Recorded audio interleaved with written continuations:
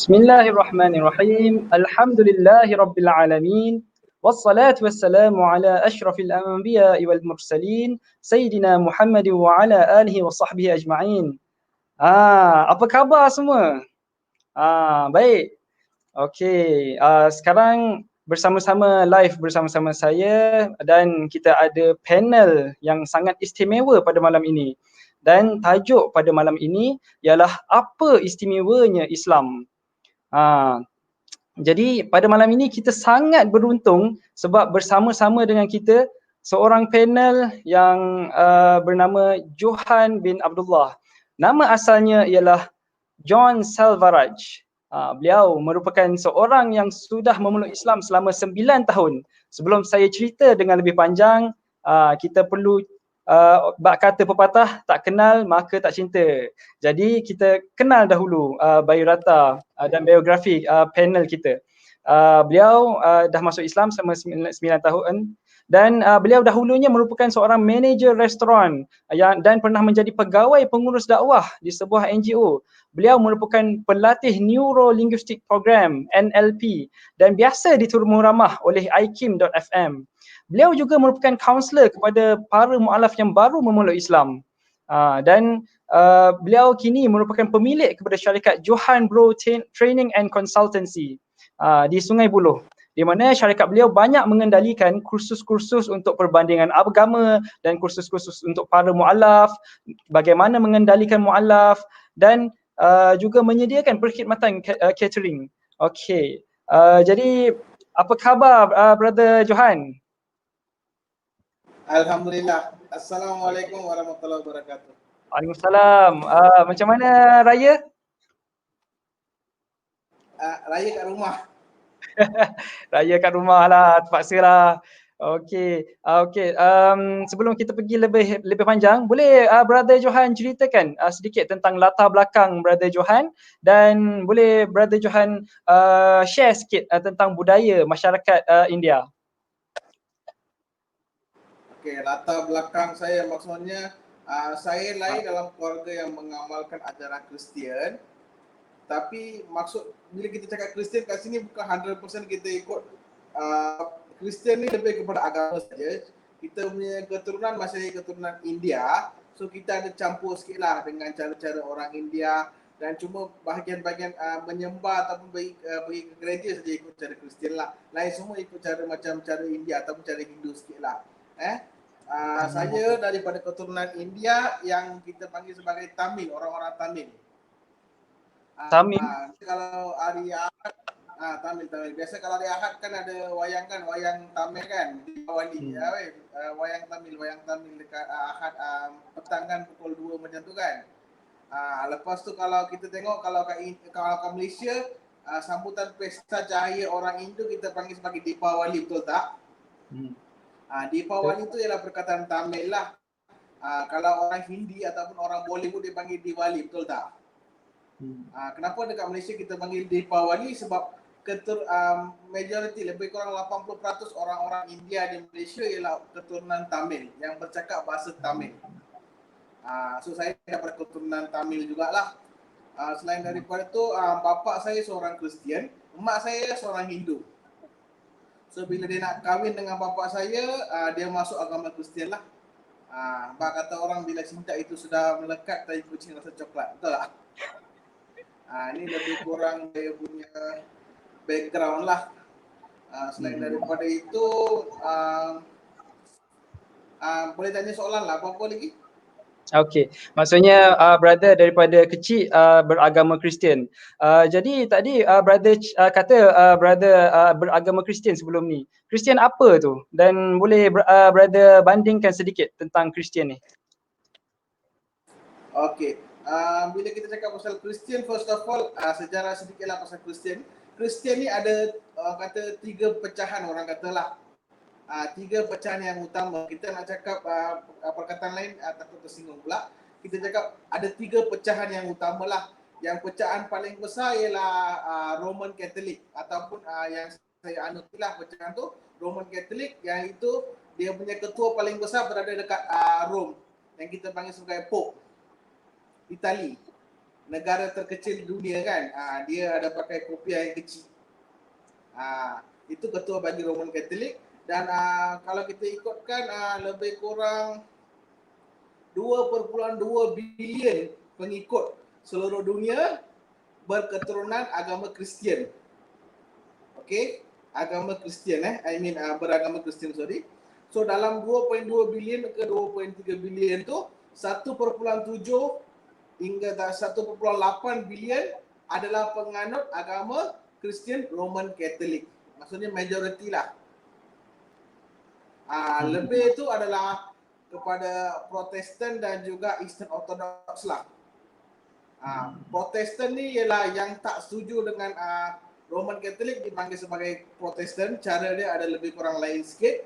Eastern Orthodox ni dia ni lebih kepada dekat bahagian kita panggil dekat bahagian Arab, bahagian-bahagian negara yang padang pasir, kawasan macam tu lah. Sana dia orang berpakaian pun lebih kurang macam orang Arab juga, lebih kurang. Bahasa mereka cakap pun kebanyakannya lah bercakap dalam bahasa Arab ataupun bahasa yang lagi lama daripada tu lah. Lebih kurang macam tu. So mereka ni adalah balance daripada 1.8 bilion tu, daripada 2.2 bilion tu, balance daripada 1.8 bilion adalah yang Protestan ni dan juga Eastern Orthodox lah. Saya ni Roman Catholic. Kalau di Sabah Sarawak dipanggil sebagai RC. Short form dia RC, Roman Catholic. Nak kenal orang yang beragama Kristian Roman Catholic ni, kalau dia pergi gereja, biasanya padri dia pakai uniform, jubah putih collar hitam ataupun jubah hitam collar putih lah. Lepas tu padrinya dipanggil sebagai father. Kalau Protestan dia orang punya padri dipanggil sebagai pastor. Kadang-kadang ada uniform, kadang-kadang tak ada uniform lah, lebih kurang. Lepas tu kalau yang Kristian Roman Catholic ni kebanyakan gereja dia yang besar-besar lah. Kebanyakan gereja dia besar-besar. Lepas tu depan nama gereja tu depan tu biasanya ada Saint ST. Lepas tu konvent-konvent semua ni adalah di bawah dia orang lah biasanya. Biasanya lah. Ini secara kasar lah. Nak cakap pasal panjang pasal Kristian ni biasanya ada satu kursus khas untuk tu lah. Kalau nak tanya soalan boleh tanya lah kalau ada apa-apa yang tak clear. Okay, seterusnya. Terima kasih Brother Johan sebab dah ceritakan tentang Kristian sedikit sebanyak. Dan kita mengalu-ngalukan kepada semua tuan-puan, selamat datang dan terima kasih kerana menonton bersama-sama. Dan kalau boleh tuan-puan ada persoalan apa-apa terus komen. InsyaAllah panel kita pada malam ini akan menjawab. Okey Brother Johan, jadi yang kita tunggu-tunggu ni, macam mana Brother Johan boleh sampai kepada perjalanan Brother Johan masuk kepada Islam? Okey, macam mana masuk Islam? Okey, macam mana masuk Islam, cerita dia panjang sikit, saya cuba pendekkan lah. Sebelum ceritakan masuk Islam, saya kena cerita latar belakang saya sikit dulu. Saya belajar sampai form 3. Lepas tu form 4 saya ada belajar sikit lah. Sebab saya semasa saya tengah belajar form 3, bapa saya meninggal dunia. Dan mak saya dan juga 3 orang adik-beradik lain tak ada tempat lain nak bergantung. So oleh kerana gaji mak saya masa tu sangat kecil, saya terpaksa pergi ke alam pekerjaan lah. Mula-mula buat part time, kerja sambil belajar. Lepas tu biasalah, masa tu muda lagi, anak lelaki pula tu kan. So bila dah nampak duit ni, kerja lebih, tinggalkan sekolah. Tak ada orang paksa saya untuk berhenti sekolah. Saya sendiri berhenti sekolah dengan rela. Sebab saya punya salah satu tempat saya kerja tu, bos tu tanya, besar nanti nak jadi apa? Saya kata, saya nak jadi tukang masak. Bos tu kata, kalau jadi tukang masak tapi belajar tinggi-tinggi. Ikut saya masak. Ikut saya ajar kamu masak, nanti kamu boleh jadi tukang masak. Saya pun masa tu umur 15-16 tahun, muda lagi. Terikut-ikut, terus berhenti sekolah. Tak ada surah berhenti pun. Terus berhenti sekolah, ikut dia masak aja tu je. So tu yang saya berhenti sekolah. Lepas saya berhenti sekolah, saya mula kerja kat restoran. Restoran tu dimiliki oleh seorang abang ni yang India Muslim. So lebih kurang 7 tahun saya kerja dengan dia. Bila saya kerja dengan dia, saya dapat tengok cara-cara dia mengamalkan Islam, cara dia berinteraksi dengan keluarga dia, cara dia menjaga pekerja apa semua tu. Saya tertariklah dengan layanan dia sebenarnya. Lepas tu tapi tak adalah teringin nak masuk Islam. Lepas umur saya sampai dekat umur 22 tahun tu, bila umur saya dekat 22 tahun ni, saya cakap dengan bos saya ni saya nak kahwin. Bukan nak kahwin dengan bos saya saya cakap dengan dia saya nak kahwin.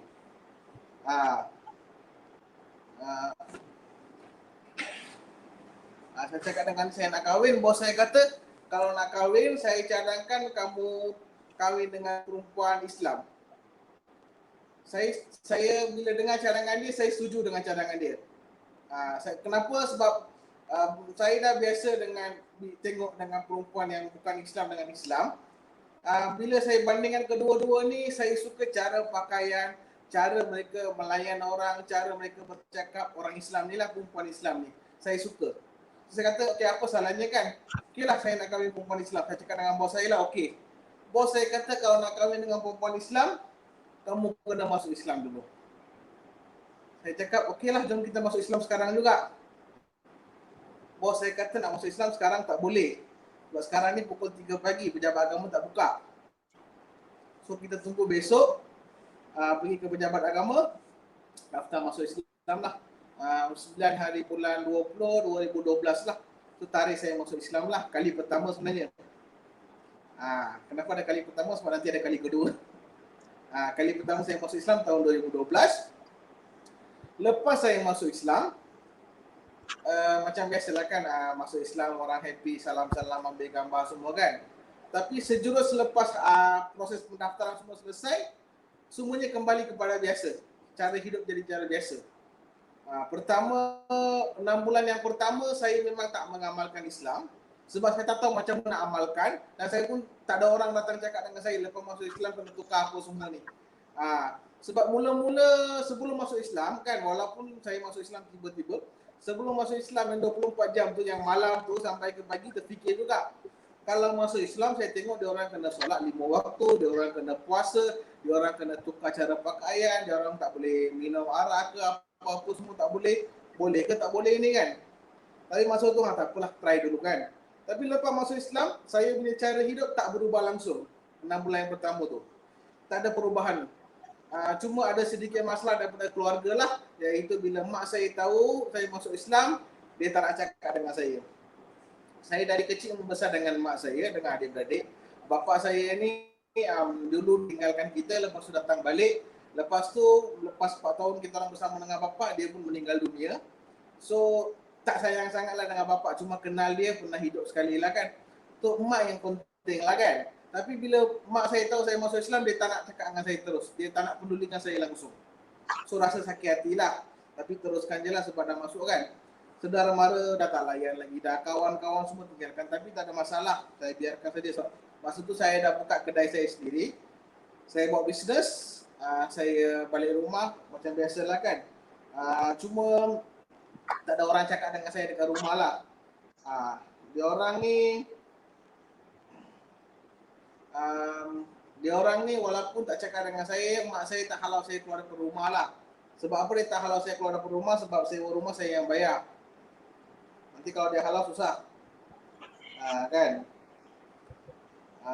So 6 bulan pertama masalah dari segi itu. Lepas tu saya pun terfikir, dah masuk Islam tapi tak ada perubahan. So apa artinya saya masuk Islam kan? So saya pun mula mencari.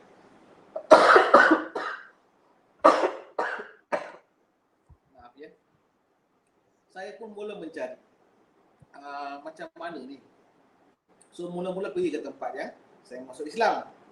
Pejabat tu, saya tanya dengan dia, saya dah masuk Islam 6 bulan tapi tak tahu macam mana amalkan Islam. Dia kata, kamu balik dulu, nanti kita akan hantar surat. Nanti dapat surat baru datang kita punya kelas. Saya pun balik dululah. Tapi bila saya balik takkan nak buat macam tu je kan. So kena cari alternatif lain. So apa saya buat? Saya pergi ke internet. Saya pergi internet, saya cari cara-cara untuk solat, cara-cara untuk amalkan Islam lah kan. Bila masuk internet ni, kita jadi makin pening.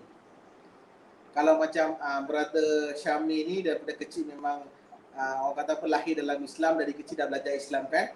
So bila baca apa-apa artikel pasal Islam dah tahu bezakan ini betul tak betul ataupun ragu-ragu betul tak. Macam saya ni bila orang kata apa, tak ada basic pasal Islam, kosong, apa saya baca pun saya ambil masuk dalam. So menyebabkan saya jadi keliru sebab bila buka website pasal Islam, bukan satu website dia keluarkan, dia macam-macam website keluarkan. Dia ikut negeri, ikut negara dalam macam-macam bahasa, semua buat saya makin pening. Itu satu. Saya cuba cara lain pula, iaitu pergi ke masjid dekat dengan rumah saya. Rumah saya dengan masjid dekat je, lebih kurang kalau jalan kaki 5 minit lah. Kalau macam sekarang rumah baru, mak saya ni rumah yang baru ni, betul-betul depan surau. Tapi kalau yang rumah dulu tu dia dekat dengan masjid tapi kena jalan kaki 5 minit je. Dekat je. So saya pergi ke masjid. Pergi ke masjid, saya jumpa dengan seorang ahli karya. Saya tanya dengan dia, saya ini baru masuk Islam. Saya nak belajar solat boleh tak? Dia tak tahu apa dia salah dengar ke apa, dia tiba-tiba terkejut. Oh tak boleh, saya tak boleh ajar kamu. Kalau nak belajar pergi tanya dengan Tok Imam. Saya pun pening. Tak apalah, at least dia tunjuk dengan saya Tok Imam kan. Saya pun pergi cari Tok Imam tu, tanya dengan dia. Saya ni baru masuk Islam, nak belajar solat macam mana? Kamu ni baru masuk Islam, kalau saya ajar kamu nanti kamu pening. So sekarang ni untuk starting kamu ikut jemaah dulu, sama-sama buat apa yang dia orang buat. Lepas saya akan ajar kamu pelan-pelan. Bagus juga cadangan dia lah. So bila dia cakap macam tu, setiap kali solat jemaah 5 waktu, saya terus masuk jemaah, solat sama-sama lah. Sebelum azan lagi dah standby dekat masjid sebab rumah pun dekat kan. Lebih kurang 2 bulan saya ikut. Still saya tak puas hati. Sebab kebanyakan pergerakan tak ada masalah. Kita ikut je kan pergerakan besar, orang katakan tunduk, rukuk, sujud, bagi salam kan. Tapi ada satu bahagian tu sangat suspend. Iaitu masa duduk tahiyat awal dengan tahiyat akhir tu. Perasan tak? Asalnya kamu pun setuju kot, tapi masa kecil mungkin tak tahu sangat kot. Bila cakap tahiyat awal tu, tiba-tiba jari tu terkeluar toin. Itu bahagian paling suspend. Kan bila orang Islam solat ni, dia tak bergerak banyak kan.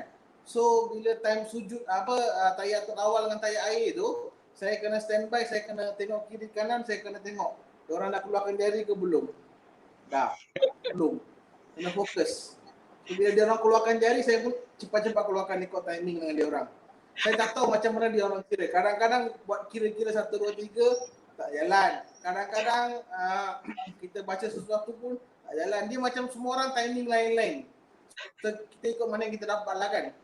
Itu bagian suspense sikit lah. Tapi saya tak faham kenapa pergerakan-pergerakan ini dibuat. Kenapa kena solat 5 waktu. Kenapa tiba-tiba toin jari itu keluar, saya tak faham. Itu saya mula cari lagi lah. Saya mula dapatkan buku-buku. Saya punya kawan pun, bila salah seorang kawan baik saya, bila dia tahu saya masuk Islam, dia bagi hadiahkan saya CD, buku-buku semua, saya mula baca lah. Tapi macam saya cakap tadi lah, masih lagi pening kan. So, dia sampai satu tahap tu, saya tak tahu nak buat apa. Nak belajar Islam, tak tahu macam nak belajar, tak tahu apa nak buat. Tak tahu nak pergi mana. Hari-hari ada satu kawan tu akan datang khas untuk marah saya sebab saya masuk Islam. Dia setiap hari dia akan datang untuk marah saya. Dia akan datang untuk marah saya, kenapa kau masuk Islam, dia akan maki saya. Hari-hari. Stres dengan itu, dengan mak tak nak cakap, adik-adik tak nak layan, tak tahu nak buat macam mana. Semua ni stres campur sampai satu masa tu, saya angkat tangan dekat Tuhan, mana-mana Tuhan yang ada ke atas ni tolong saya lah. Sebab apa? Saya dulu Kristian, saya sembah Tuhan juga kan. Lepas tu bila masuk Islam, saya tukar kepada Tuhan lain. Bukan saya tak pernah sembah Tuhan. Semua daripada Kristian, bila saya pindah ke Islam ni, saya tukar kepada Tuhan lain lah kita katakan. Tapi bila saya masuk Islam, saya tak tahu Tuhan mana nak sembah. Saya tak tahu cara nak sembah yang betul. Tak tahu macam mana nak minta tolong dengan Tuhan. Sebab kebanyakan orang baca dalam bahasa Arab, doa-doa semua. Tak ada orang bacakan maksud dia. Saya tak tahu maksud dia, saya tak tahu macam mana nak cari. Sebab bahasa Arab ni bahasa yang orang kata unfamiliar untuk kita orang kan. Kalau memang orang yang besar dekat perkampungan Islam ke, perkampungan Melayu ke, dia dah biasa perkataan ni macam saya ni, suasana biasa, taman biasa, so campur-campur bahasa. So semua benda asing, saya tak faham langsung. Buat saya lagi keliru kan. So saya buat keputusan, saya tunggu sebenarnya, saya tunggu. Genap setahun lah, kiranya besok akan genap setahun saya masuk Islam. Malam tu saya buat keputusan, daripada saya menipu diri sendiri dalam satu agama yang saya tak tahu, lagi baik saya kembali kepada agama asal saya. At least saya dapat bersama dengan keluarga saya, at least saya boleh hidup macam biasalah. Saya tak jadi seorang penganut yang orang kata penganut yang tak mengamalkan langsung agama dia kan. So bila tak tahu amalkan, tak dapat nak amalkan, kita kembalilah kepada agama asal tu je lah yang saya boleh buat keputusan kan. So apa saya buat besoknya, saya ingatkan saya nak mohon murtad. Ini tahun 2013 lah, sebab 2012 masuk kan. 2013, 19 hari bulan 9 2013. Genap setahun, sebab 20 hari bulan 9 kan masuk Islam kan. So saya pergi ke bandar, masa tu naik motor lah. Lesen kereta tak ada, kereta pun tak ada motor je.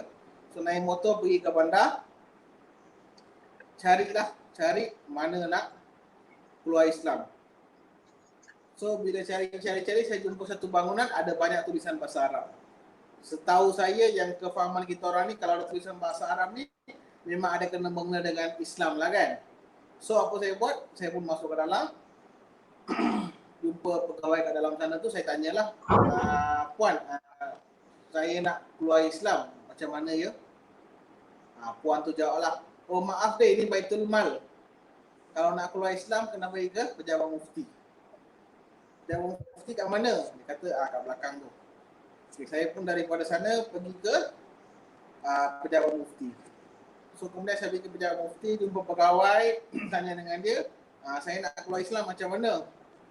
Pegawai itu menjawablah, kalau kamu nak keluar Islam bukan datang sini, kamu kena pergi ke mahkamah syariah dulu. Daripada sana dia akan filekan kes, lepas hantar kamu ke sini, baru datang ke sini. Saya tanyalah, mahkamah syariah kat mana?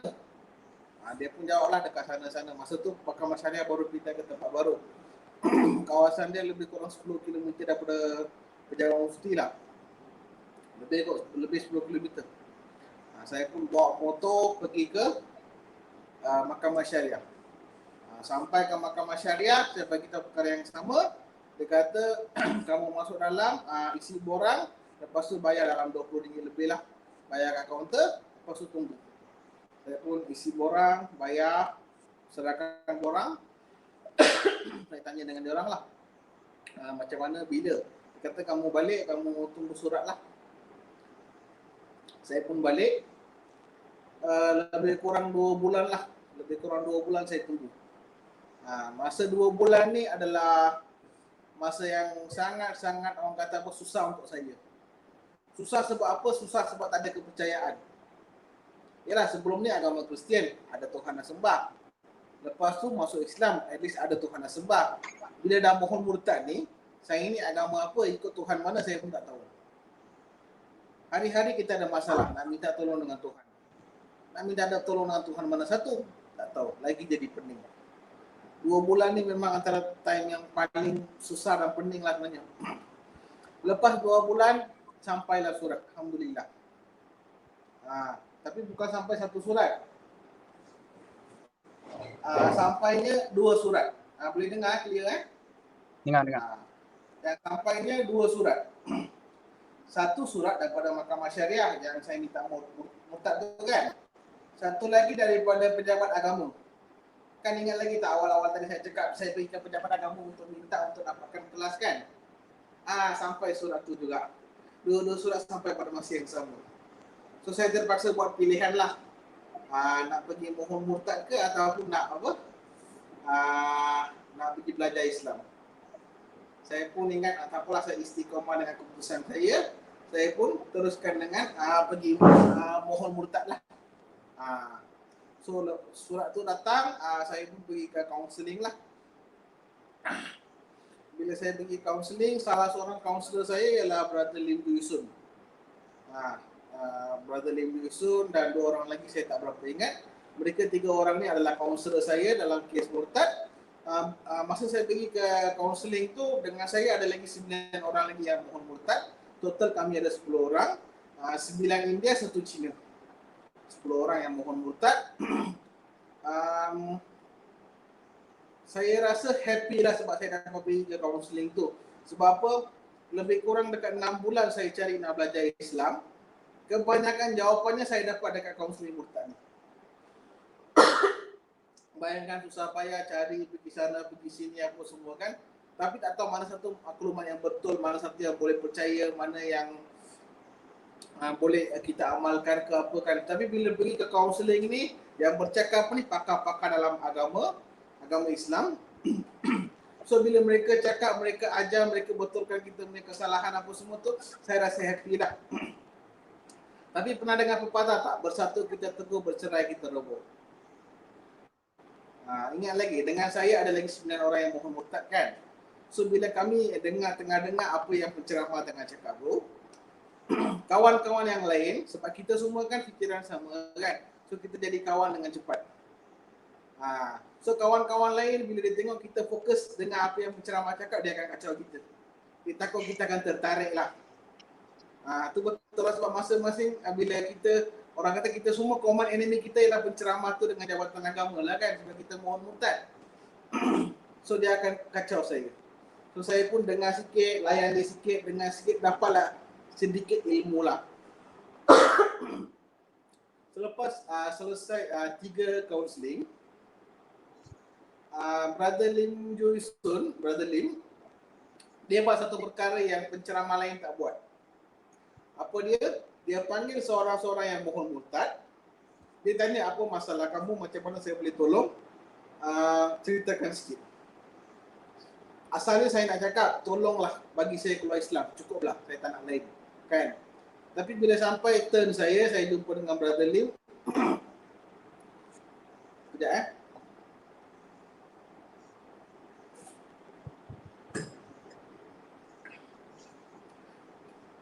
Bila sampai saya Melton, saya nak cakap dengan Brother Lim, salam dulu lah, hai saya Lim, dia kata, hai saya John lah kan, saya jawab balik. Dia tanya, kamu kerja apa? Saya kata saya ada restoran saya sendiri. Oh ya, saya cakap dengan dia, saya tukang masak lah. Oh ya ke, saya pun tukang masak juga, Brother Lim cakap. So dia cari persamaan antara kami lah. Kul ya ahlal kitab ta'alau illa kalimati sawa'in bainana wa bainakum alla na'budu illa Allah. Carilah persamaan antara kami dan kamu kan. Allah katakan. So Brother Lim pun dia gunakan cara tu lah. So bila kita nak rapat dengan orang, antara cara yang paling senang ialah kita cari persamaan. Ataupun kita ceritakan benda baik tentang dia orang. Ataupun tempat dia orang asal lah. Kamu dari mana? Kamu dari Kelantan. Oh, saya pernah banyak kali di Kelantan. Kelantan ni ada apa? Banyak apa? Orang kata apa? Banyak masjid-masjid yang cantik-cantik. Orang sana pun ramah-ramah, makanan dia pun spesial. Pagi-pagi orang dah makan apa? Nasi berlauk dekat sana. Macam contoh lah kan. So bila cari persamaan, kita cakap dengan dia, mereka pun rasa happy, rasa tenang, terbuka nak cakap dengan kita kan. So Brother Lim pun dia guna cara yang sama. Bila dia cakap kami dua-dua orang ni pun tukang masak, saya pun happy. Saya pun ceritakan lah daripada awal macam mana saya nak masuk Islam, apa yang jadi sampai sekarang lah. So Brother Lim tanyalah, sekarang ni kamu cakap, kamu nak keluar Islam ke kamu nak belajar Islam? Saya bagi kamu pilihan. Kalau kamu nak belajar Islam, kamu boleh uruskan. Kalau kamu nak keluar, itu pun kita akan cuba macam mana lah kan. So saya cakap dengan dia, saya nak belajar Islam tapi dengan syarat kamu kena ajar saya. Saya bagi tahu dengan Brother Lim. Saya nak belajar Islam tapi dengan syarat kamu kena ajar saya tak nak orang lain lah. Dia kata saya duduk KL, kalau kamu nak belajar dengan saya, kamu kena datang KL. Daripada tempat saya pergi KL lebih kurang 80-90 km lah. Saya cakap tak ada masalah, saya boleh datang. So kalau macam tu, okey lah kita set, kamu datang KL, saya akan ajar kamu lah. Lepas tu hari tu pula hari Jumaat. So waktu rehat tu, Brother Lim ajak saya, jom kita pergi solat Jumaat. Saya datang untuk murtad, saya pergi solat Jumaat dengan dia lah, alhamdulillah. Lepas tu oleh kerana hari tu hari Jumaat, lepas tu petang, so pejabat pun tutup. Lepas tu Sabtu Ahad cuti, hari Isnin orang daripada pejabat mufti datang ke rumah saya, bawa saya ke Mahkamah Syariah, tarik polis saya punya kes sebab saya nak taubat. Lepas tu saya teruskan hidup macam biasa, lebih kurang 2 minggu. Lepas tu Brother Lim telefon saya, brother ingat lagi tak bila nak datang belajar? Saya cakap saya tengah tunggu brother call lah kan. Okey, kalau macam tu Jumaat ni datang, Sabtu ni datang KL, dia kata. Saya cakap boleh lah. So Sabtu pagi-pagi saya naik motor pergi KL lah, perjalanan lebih kurang 1,5 jam je lah kan.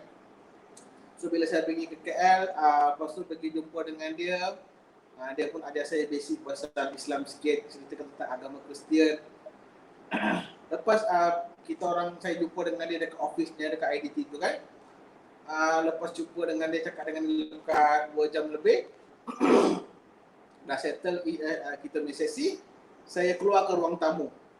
Bila saya keluar ke ruang tamu, saya terkejut dan saya sangat happy. Sebab apa?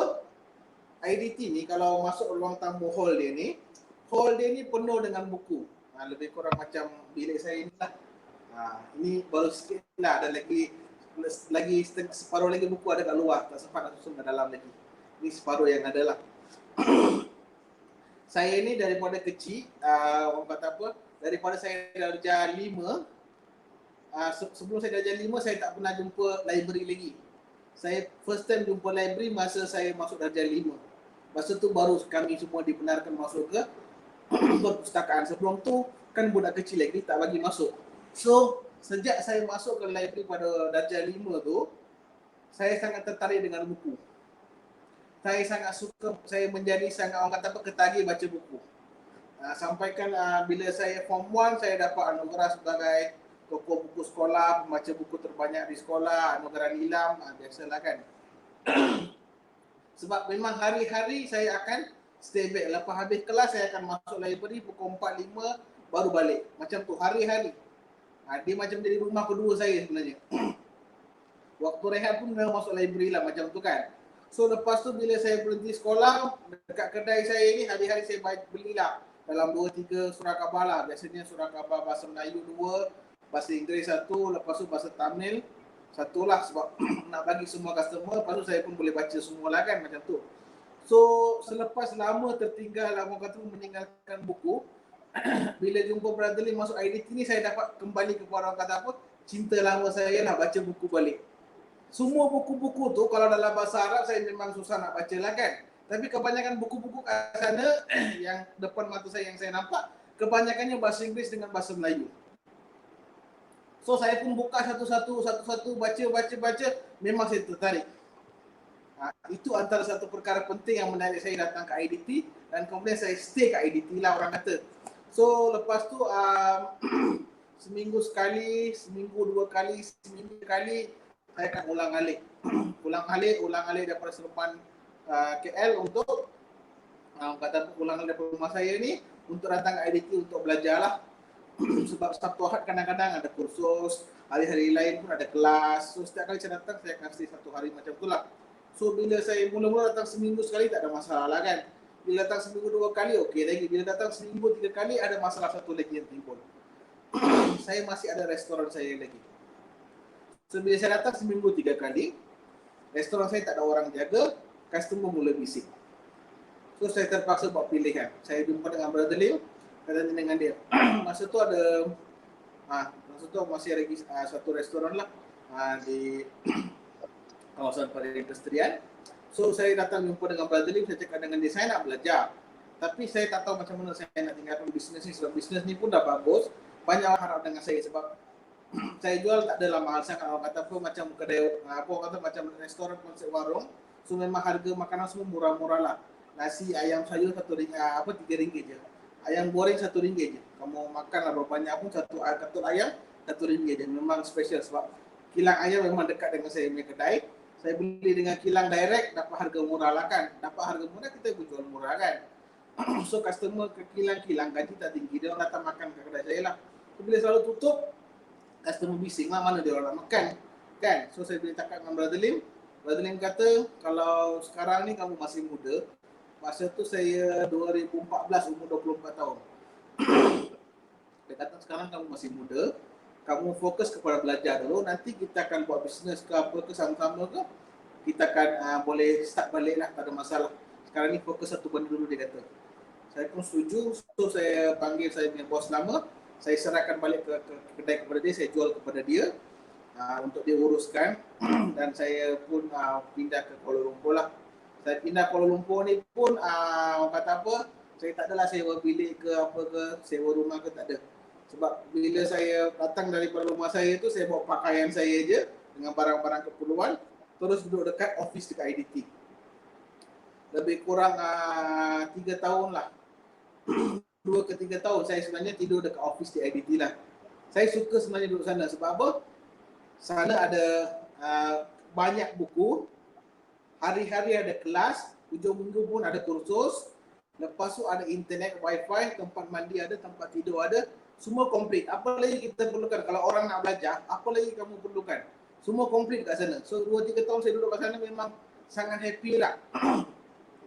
Hari-hari boleh baca buku, boleh tengok ceramah, boleh ikut kelas, everything okay lah. So lebih kurang 2-3 tahun saya ikut, saya belajar kat sana, belajar. Brother Lim datang jumpa saya. Dia kata, berapa lama kamu nak belajar? Kamu belajar sampai tahap mana kamu nak belajar?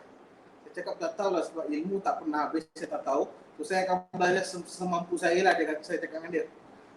Dia kata belajar tu bagus. Tapi lagi banyak kamu belajar pun, kalau kamu simpan untuk sendiri tak ada gunanya. Dia kata jom ikut saya turun padang berdakwah.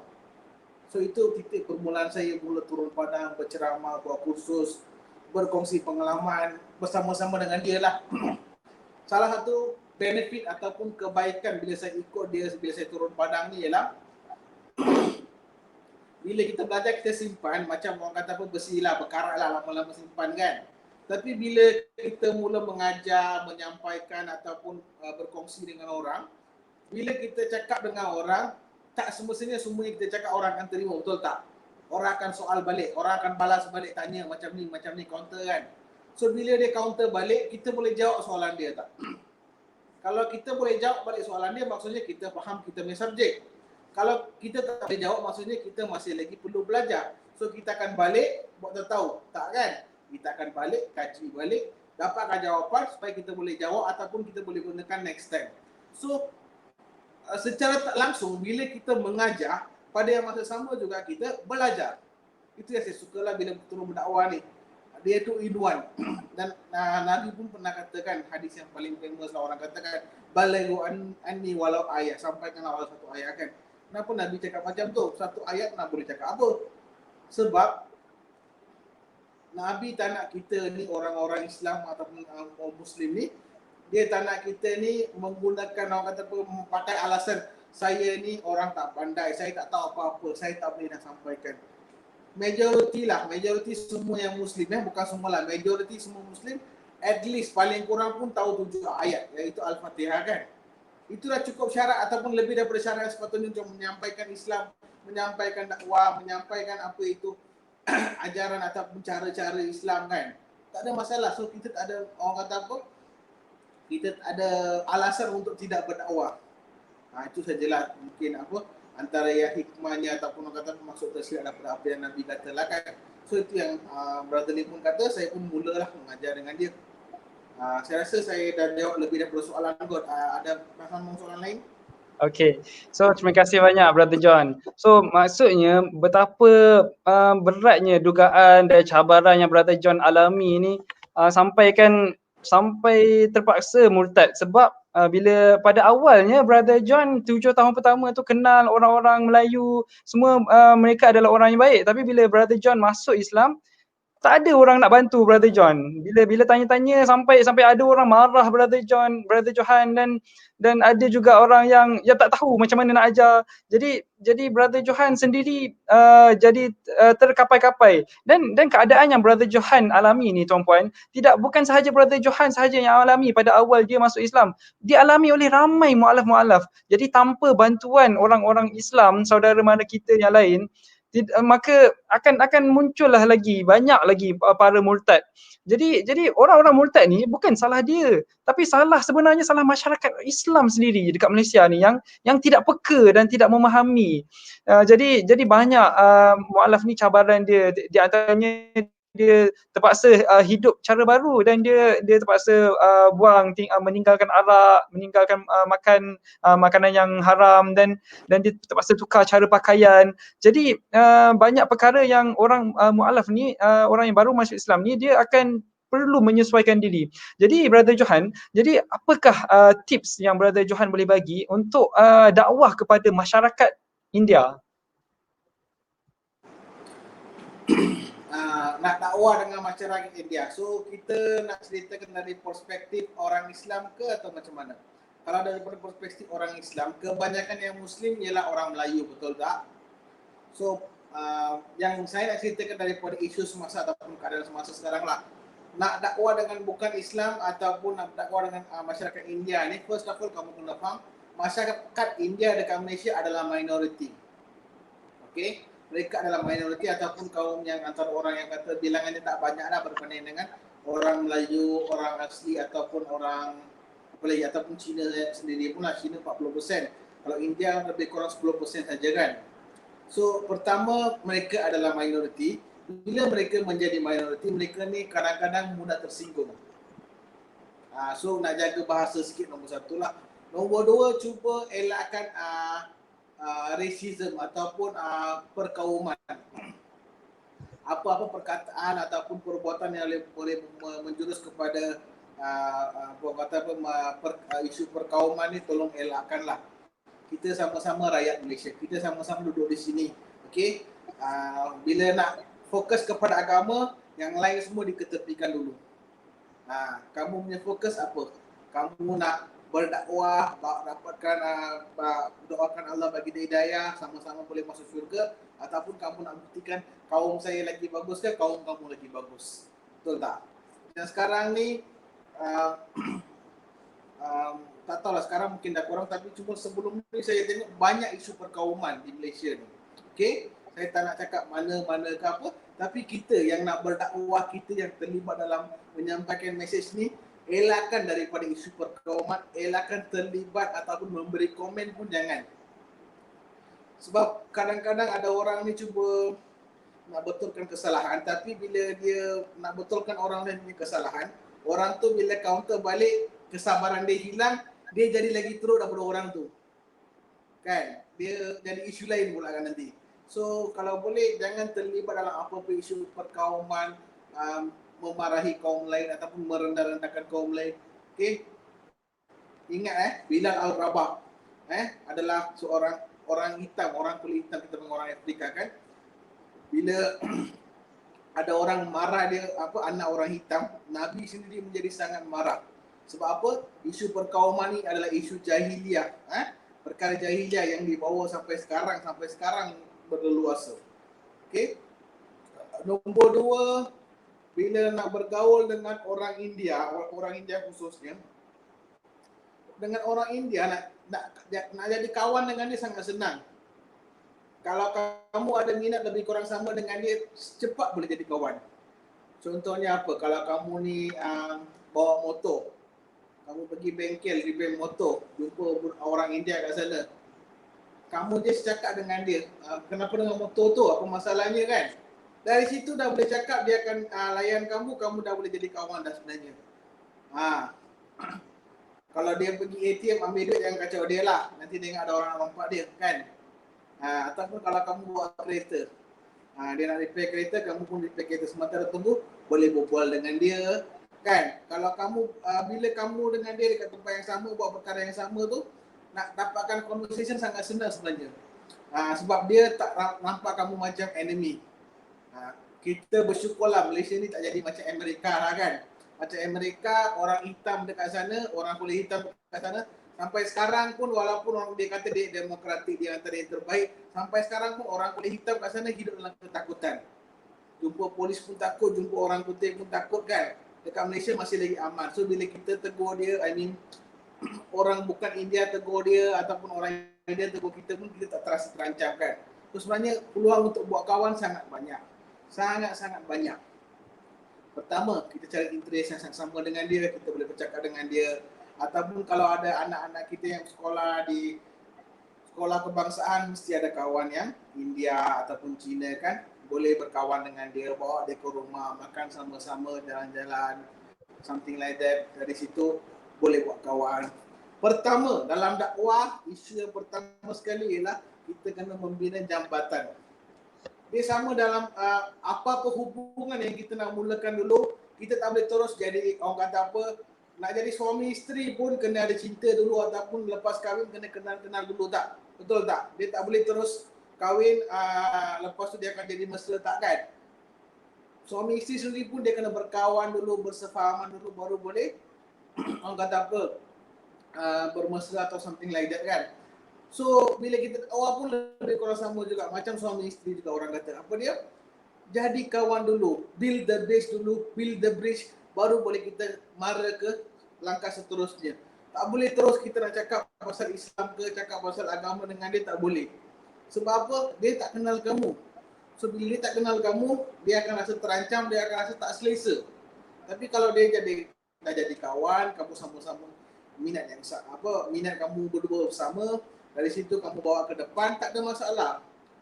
Untuk kalau ada ahli karya ataupun orang-orang masjid, apa dia boleh buat?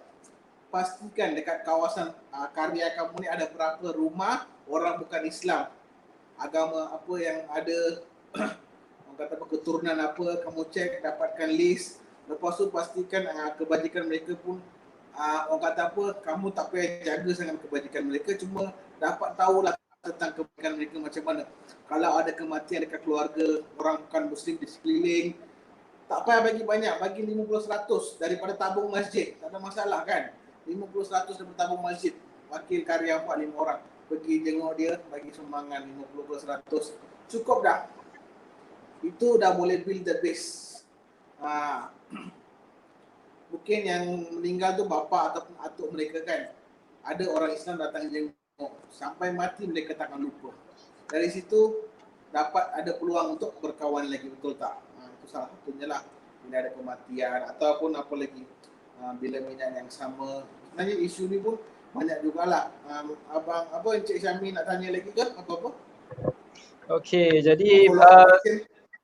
jadi idea yang sangat menarik. Boleh, maksudnya kita perlu para AJK masjid ni dia perlu lebih aktif dan perlu kenal orang-orang yang bukan Islam di sekeliling dan perlu tahu hal ehwal kalau ada meninggal, dan bagi RM50, RM100 pun jadi idea yang sangat baik, dan kita perlu amalkan dan kita perlu gunakan teknik-teknik ni.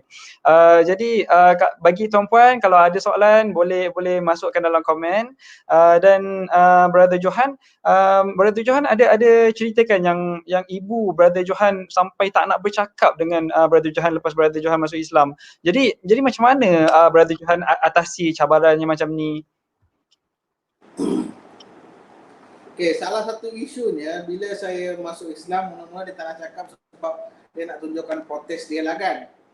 Lepas tu bila dia tak nak cakap, saya pun kata apa, masuk Islam kali kedua, murtad masuk Islam kali kedua. And then bila saya pergi ke, kata apa, pergi belajar dekat KL, bila saya pergi belajar dekat KL lebih kurang 1-2 tahun tu memang beberapa bulan sekali baru melawat rumah lah kan. So saya tak jaga rumah sangat sebab saya fokus kepada belajar, tak ada pendapatan orang kata kan. So lepas tu saya patch up balik, iaitu saya mula orang kata apa, kerja dapat gaji, saya mula bagi balik kat family sikit-sikit. Lepas tu sebelum saya kahwin, saya bawa saya punya, masa tu girlfriend lah kan, saya bawa girlfriend saya jumpa dengan mak saya dulu, tunjuk dengan dia. Mak saya pula bila jumpa dia, dia pula jenis yang belajar sama-sama dengan saya, perbandingan agama semua. So bila datang ke rumah, dia tak terkejut kami Kristian, dia tak terkejut dengan holy water ke, Bible ke ataupun cross kan. Dia ambil, dia tengok, dia pegang kan. Kalau orang lain dia takkan pegang, betul tak? So dia tengok, dia pegang. So mak saya pun lagi happy. Sebab apa? Dia bukan jenis yang konservatif lah, dia boleh ajak berbual lah. Lepas tu bila mak saya masuk ICU, dia pun datang melawat, saya pun datang melawat. Lepas tu bila saya kahwin, saya bawa mak saya ke Batu Pahat sama-sama untuk majlis kahwin saya semua. So dari situ dah mula okey lah. Lepas saya kahwin, kami dah kembali kepada normal lah. Mak saya dah boleh kata rapat balik dengan saya. Ini semua sebenarnya usaha saya isteri jugalah. Sebab apa saya kata, bila kita kahwin ni, ini satu nasihat lah kepada yang belum kahwin. Bila kita kahwin ni, kita bukan kahwin, dia bukan hubungan antara dua insan. Dia sebenarnya hubungan antara dua keluarga ataupun orang kata apa,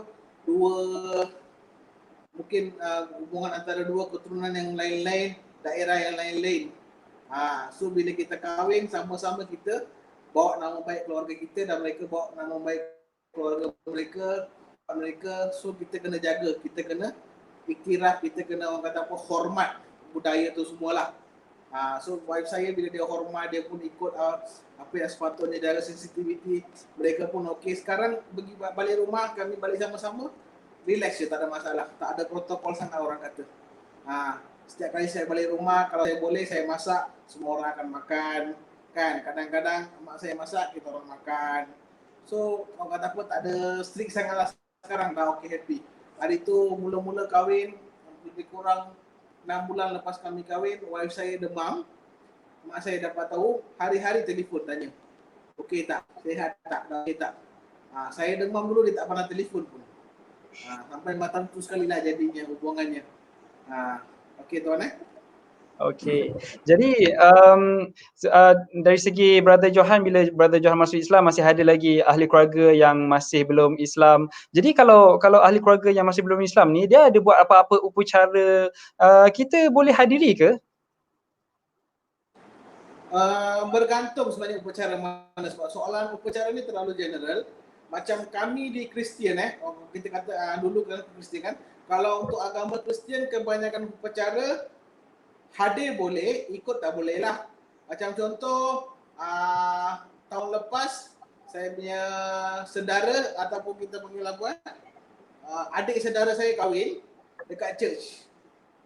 Saya bawa saya punya isteri masuk dalam church, dia dengan tudungnya lah, pakai tudung semua masuk church, kita hadiri sama-sama, tak ada masalah. Sebab perkahwinan dalam church tak ada masalah biasanya. Kalau dia kahwin dekat kuil pun tak ada masalah. Orang kata apa, menghadiri upacara biasanya tak ada masalah lah. Nak turut serta tu kadang-kadang ada isu sikit. Macam kalau ada mak ataupun ayah meninggal dalam agama Hindu, dia ada beberapa upacara yang ke arah, kita panggil, kalau Islam ni kita panggil syirik lah. Kita kena elakkan diri lah. Yang ni mungkin saya boleh berkongsi, saya pengalaman sendiri tak ada menghadiri upacara lepas masuk Islam ni. Cuma macam contohnya, ada seorang kawan saya ni, bapa dia meninggal, dia Cina. Bapa dia meninggal, dia masuk Islam, dia Cina. So dia, family sudah tahu dia memang sudah masuk Islam. Tapi takkan ada orang nak biarkan kamu tak boleh buat upacara yang sepatutnya kan. So apa dia buat? Okey, dia pandai, dia kata apa, saya akan uruskan semua jenis arrangement semua, dan saya akan jaga kewangan, kamu buat upacara semua. So semua orang happy. Sebab apa? Dia sudah ambil bahagian tanggungjawab dia. So yang tanggungjawab lebih tu mereka bahagikan. So takkan rasa macam oh dia tak buat tanggungjawab dia. So kita tengok mana tanggungjawab yang kita boleh uruskan atau kita boleh ambil serta kita buat yang tu, yang tidak menjurus kepada syirik lah contohnya kan. Kalau majlis perkahwinan kita hadir, kita mungkin tak boleh lakukan certain perkara macam bahagian membakar mayat ke, ataupun pusing keliling mayat tu ke, ataupun menyembah mayat, tak boleh kan. So kita boleh buat apa? Kita boleh bagi kita punya orang kata apa, sumbangan kita, lepas tu just terus kita tengok saja. Kalau macam dia orang buat kenduri, kita tak tahu makanan dia halal ke tak halal kan, apa kita boleh buat? Tak apa, kalau kita ada rezeki, kita cakaplah kenduri kali ni saya belanja. Tapi kalau rezeki tak cukup, mungkin macam saya tukang masak kan, saya cakap tak apalah, kenduri kali ni kamu beli barang, saya masakkan. Bila saya masak, saya tahu masakan saya halal ke tak halal, betul tak? So semua orang boleh makan sama-sama. Dia ada caranya, dia ada loophole dia lah. Dia macam orang kata apa, case to case lah. Kalau ada case, saya boleh terangkan macam mana lah. Bila cakap general ni, tak boleh nak terangkan detail sangat. Boleh Okey, sangat menarik. Maksudnya kita ni boleh sangat bergaul dengan masyarakat non-Muslim dan kita boleh hidup bersama-sama dan kita boleh kenal mereka dan daripada situ kita boleh ajak makan dan kita boleh memperlihatkan akhlak Islam kepada mereka. Jadi Brother Johan, jadi kalau Brother Johan dah masuk Islam dan masih ada lagi saudara mara ataupun orang yang disayangi yang masih belum bersama dengan Islam. Jadi macam mana Brother Johan atasi masalah rasa macam adakah Brother Johan akan rasa kecewa ataupun apa saranan Brother Johan kepada saudara mana kita di luar sana yang rasa kecewa bila ada yang masih belum masuk Islam, ada saudara mereka yang masih belum masuk Islam? Okey, pertama kita akan cuba sudahi upaya kita terangkan pasal Islam lah kan. pertama kita akan cuba terangkan kepada mereka pasal Islam. Tapi kadang-kadang dengan saudara mara ataupun dengan kawan-kawan ni nak terangkan pasal Islam lagi susah. Sebab mereka pernah lihat bahagian buruk kita dulu, kita main nakal macam mana. Orang dia kata apa, kita ni sekarang berlagak alim ataupun jadi macam orang baik. Saya pernah kena dulu. Dan saya pun takut juga terkesan dengan benda tu semua kan. So pertama kita akan cuba berdakwah dengan dia, directly or indirectly. Kalau directly kita boleh terangkan pasal Islam, pasal dakwah, pasal apa itu solat, apa itu Quran, bolehlah kan kalau kita memang ada belajar, kita nak terangkan senang. Ataupun cara kedua ialah indirect, bila kita makan, orang India memang sangat-sangat mementingkan makan dengan tangan kanan. Dalam Islam sunnah kita pun makan dengan tangan kanan, betul tak? So kita boleh terangkan kita ada persamaan yang ini. Kita orang India dia suka makan, kalau apa-apa percaya dia suka makan atas, orang kata pun makan duduk dengan dihidangkan di atas daun pisang. So bila makan dihidangkan dengan daun pisang, mesti kena makan duduk kan. So kita boleh terangkan dalam Islam pun sebenarnya kalau makan lagi baik duduk. Kita boleh terangkan macam tu. Ada banyak perkara sebenarnya kita boleh cari persamaan. Itu nombor satu. Nombor dua pula bila kita nak cakap pasal Islam, nombor dua saya lupa, iaitu kita kena sentiasa mendoakan Allah melembutkan hati mereka supaya mereka boleh terima hidayah. Kita jangan hanya berdoa Allah bagi hidayah, tapi kita juga selalu kena berdoa supaya Allah melembutkan hati mereka supaya mereka boleh dapat hidayah sebenarnya. Itu antara perkara amalan yang saya daripada dulu sampai sekarang saya cuba amalkanlah. Kadang-kadang selepas solat ataupun waktu-waktu yang saya tengah driving ke apa ke, saya cubalah sekali ke dua kali ke baca Al-Fatihah, minta Allah lembutkan hati mereka kan. Sebab selagi mereka masih hidup, masih ada peluang untuk mereka masuk Islam, masih ada peluang untuk mereka mendapat hidayah. Lepas mereka mati, dah tak ada peluang lagi dah. Itu dah terserah kepada Allah. Betul tak? Itu isu satu lagi lah, kita boleh bincang next time. Okay? So, kita minta Allah melembutkan mereka, kita boleh berdakwah dengan mereka directly ataupun indirectly, tak ada masalah. Dan kalau ada rasa macam kawan-kawan kita ataupun saudara-saudara kita ni yang dah dekat dengan Islam, betul tak? Kalau ada rasa macam tu, kita kena cuba meluangkan lebih banyak masa dengan mereka, dan kalau boleh cuba keluarkan dia daripada kumpulan dia. Kumpulan yang mungkin akan menghalang dia masuk Islam. Sebab apa? Bila dia banyak bergaul dengan kita, dia dah dekat dengan Islam, dia pun bergaul dengan kita, dia nak masuk Islam, nak terima, dia nak dapatkan mesej senang. Kalau tidak, kita susah payah tengah cakap dengan dia, ajar dia, balik ke kumpulan dia, mereka akan undo balik apa yang kita ajar. So kemudian besok start balik. So kita ada trik macam tu lagi lah. Rasa ada 3 tips ni cukup buat next time, tambah lagi lah ya. Okey. Terima kasih banyak Brother Johan. Jadi Brother Johan ada kongsikan kepada kita tuan-puan satu tips yang sangat menarik, yang patut kita amalkan. Doa adalah senjata para mukmin. Jadi kita kena selalu doakan orang kita yang terdekat, yang kita selalu lupa untuk kita doakan supaya Allah lembutkan hati mereka, lembutkan hati orang-orang yang kita sayangi.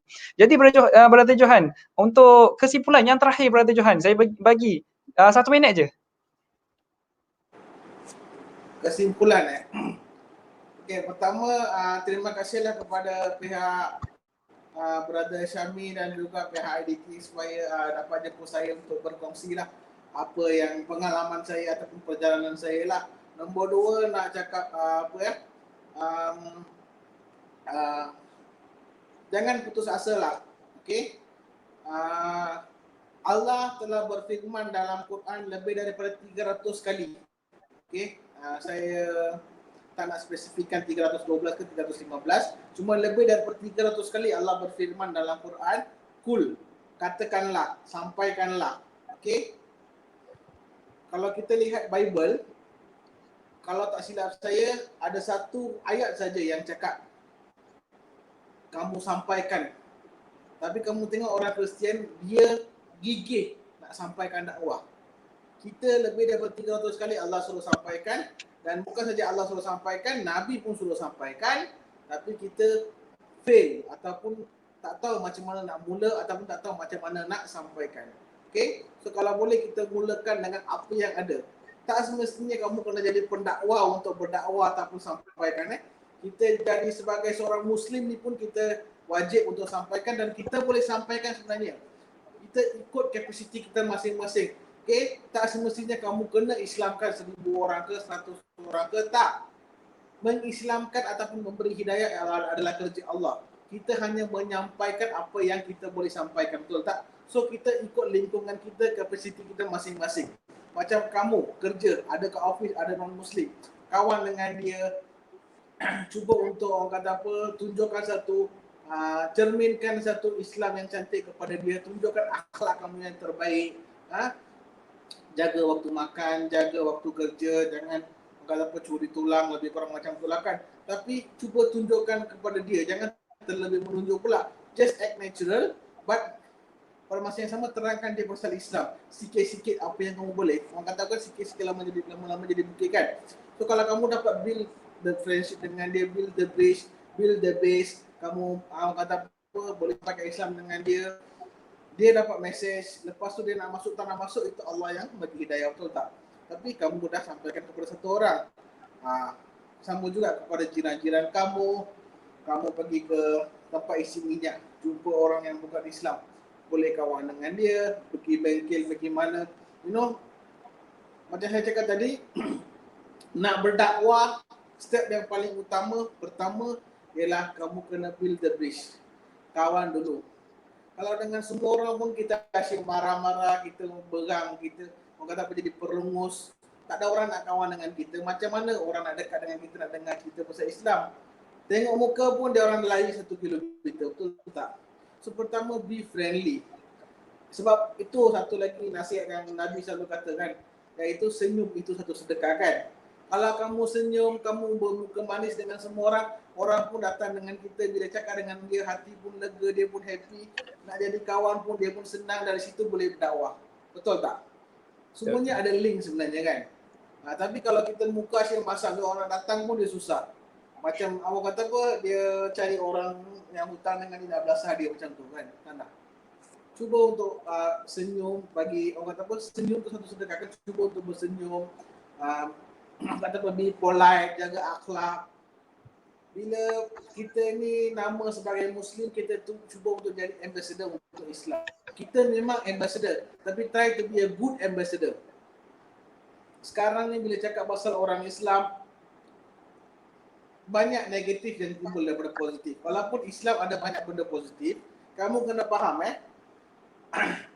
perkara yang buruk akan cepat tersebar, perkara baik lambat sikit. Kan? Perkara yang buruk, perkara orang buat naya dengan orang apa tak pun, perkara yang orang buat jahat ni, dia lagi cepat orang akan dengar, orang akan sebarkan, akan cepat viral.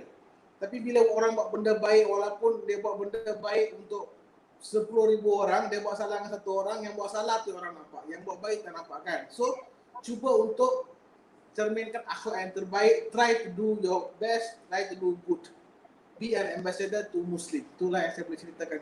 Saya rasa dah lebih 1 minit, sorry Okey, terima kasih banyak Brother Johan bin Abdullah kerana telah bersama-sama dengan kita dan telah bersedia untuk berkongsikan ilmu dan pengalaman beliau bersama kita. Terima kasih banyak-banyak diucapkan kepada Brother Johan dan terima kasih banyak-banyak diucapkan kepada semua tuan-puan kerana telah bersama dengan kita 1 jam dan kepada sesiapa yang berminat untuk mendapatkan khidmat catering ataupun khidmat untuk kursus untuk para mualaf ataupun kursus perbandingan agama, Brother Johan ada menyediakan perkhidmatannya. Dan bagi para sesiapa yang masih belum tahu lagi apa itu IDT. IDT ialah Interactive Dakwah Tarbiyah Center, yang mana IDT ini banyak menjalankan kursus untuk para mualaf, dan IDT banyak memberikan kelas-kelas dan pemahaman berkenaan dengan Islam kepada semua publik, orang ramai. Dan IDT telah dibuka cawangan di Kota Kinabalu, dan kita juga ada membuka peluang kepada semua untuk melaburkan saham untuk hari akhirat, dan kita membuka peluang kepada orang ramai untuk untuk membuat sedekah jariah, untuk merancakkan lagi usaha dakwah. Ya, jikalau kita tidak menyampaikan Islam dengan kata-kata, kita boleh juga menyampaikan Islam dengan apa juga cara yang kita sesuai dengan kita. Jika kita boleh sampaikan melalui duit, juga itu adalah salah satu cara.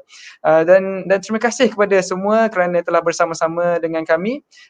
Sekian, wabillahi taufiq wal hidayah. Wassalamualaikum warahmatullahi wabarakatuh.